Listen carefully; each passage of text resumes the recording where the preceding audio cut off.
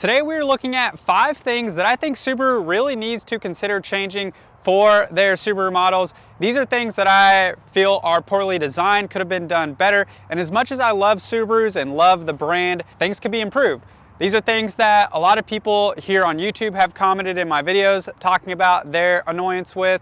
I've also had customers come in and ask about how to change certain things or if things can be adjusted because they find them annoying, and I personally, when driving Subarus, find them annoying as well. So we're gonna go over that in more detail today in this video. And who knows, maybe somebody high up at Subaru will stumble upon this video and maybe implement some of these ideas. You never know. If you guys are new here, my name is Alex. I like to make weekly Subaru videos sharing tips and tricks and all the details that you need to know on your Subaru. So if you enjoy that type of content, please consider clicking that subscribe button down below. If you've seen enough of my videos, you've probably gathered that the Subaru Outback is among my favorite Subaru model. However, my first complaint has to do with the poor design in the heated seat controls on the touchscreen display.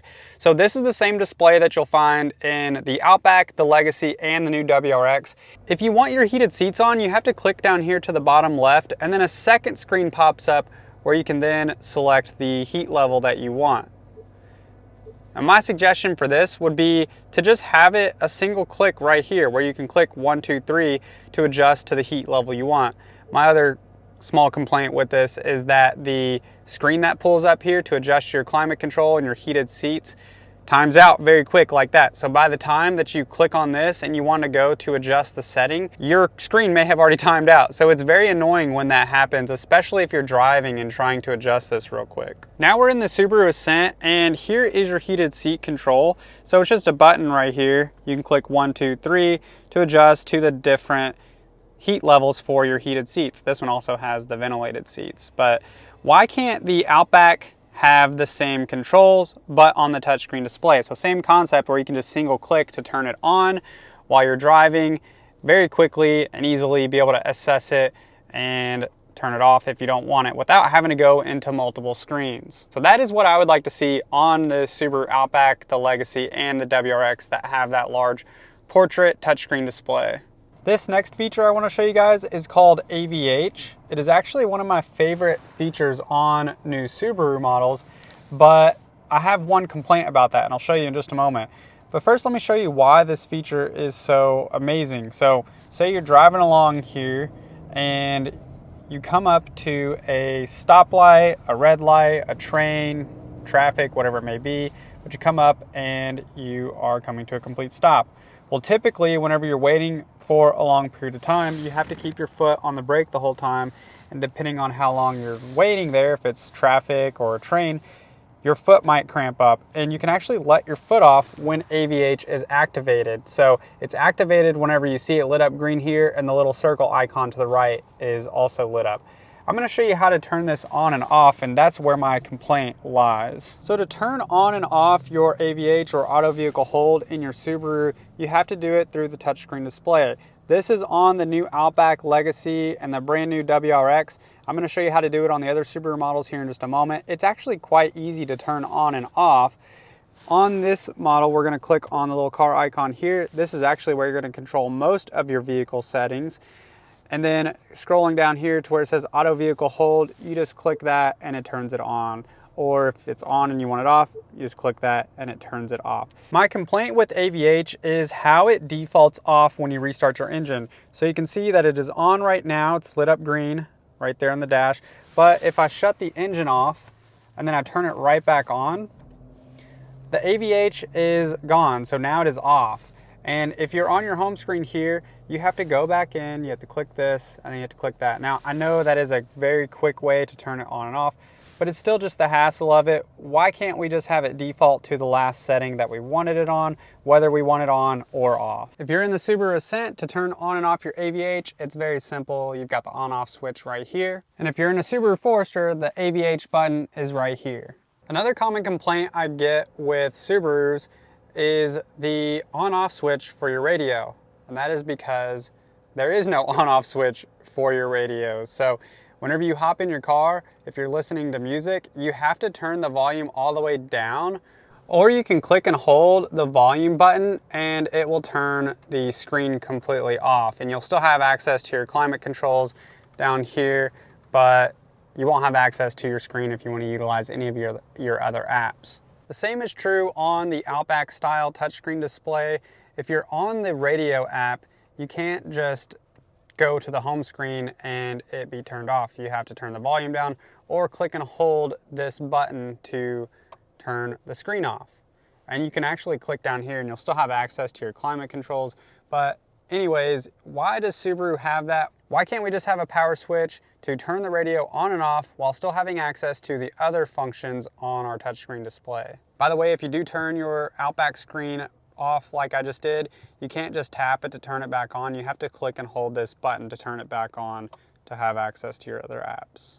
Someone told me once that this radio design, the no off button, was a Japanese thing, but let's hop in this Honda, which is also a Japanese car, and look at the radio. There is an on-off switch for the radio button right here. So I'm not sure why they designed it this way. If you guys know, let me and everybody else know in the comment section below. My next complaint has to do with Subaru's seatbelt alarm.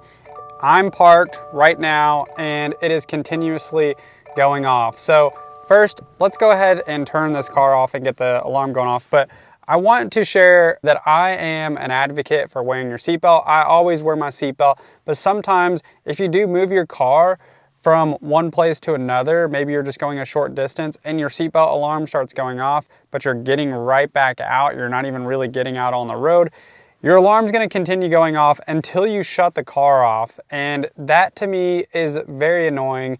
I think the alarm is good to have, but only whenever the vehicle is moving or whenever your car is in park at a minimum. Subaru also has an alarm that sounds, or an alert that sounds whenever you start the car. So whenever you start it,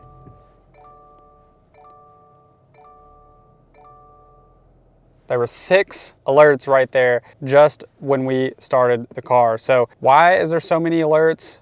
Yes, I'm sure they want you to know that your car is being started, but why not just have 1, maybe 2 beeps, or none at all? Because we don't need it. We can tell that the car is started whenever the engine is started. It's not an electric car, and we know that it's on. The next complaint I have is for storage up in front of the shift lever on the Outback and the Legacy specifically. So they have this center console design, and I actually really like this. All of the interior design of the Outback and Legacy are among my favorite for all the other Subaru models, with the exception of the storage area for your phone. So oftentimes, because it's so weird to kind of put your phone in front of this and store it there, I end up just putting it over here. So I just kind of, whenever I'm in and out of my car, it's just easier to throw it in the cup holder than it is to try to work it into this little cubby area here. So that is just one of my complaints on this car, that I wish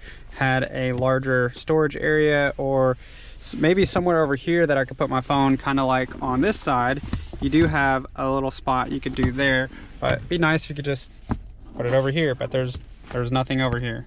This last feature isn't really a complaint of mine because I'm really used to it, but for people who are annoyed by the auto start stop function, this is the function that shuts your engine off to save on fuel. If you don't want that to happen, you just click this button over here. This is for the Outback and Legacy. And for the Forester, over on the left-hand side of the dash, you've got your auto start stop button right here. You just click that to turn it off. This will always default on, so whenever you shut your engine off and turn it right back on, the auto start stop is going to be on. There's that beeping again, so annoying. The auto start stop, as you can see, is still on right here, or it's back on, lit up green, because it defaults on each time you restart your car. So when you turn it off, it'll stay off for the entirety of your trip, but whenever you shut your engine off and turn it back on, that will be on by default. It would be nice to see Subaru allow us to adjust those auto start stop settings and leave them to the last setting that we adjusted it to. So if we like it on, we can keep it on, or if we like it off, we can keep it off until we decide to turn it back on. But because of the government and EPA regulations, we probably won't see that happen. They'll probably have to require it to be defaulted on. These are just some of the common complaints that I hear from people here on YouTube, also from customers of mine, and things that I experience myself. It's not meant to drag rag Subaru, I still love Subaru and all the safety features, all the capabilities they have. They're still among one of my favorite vehicles and car brands that are out. So I do really enjoy them. These are just some things that I would like to see improved, because things can always be improved. It doesn't matter how good something is. I think you can always improve upon something. I hope you guys enjoyed this video. If you did, please be sure to click the like button, share it with a friend, comment below with any questions you have, subscribe if you haven't done so already, and I will see you in the next one.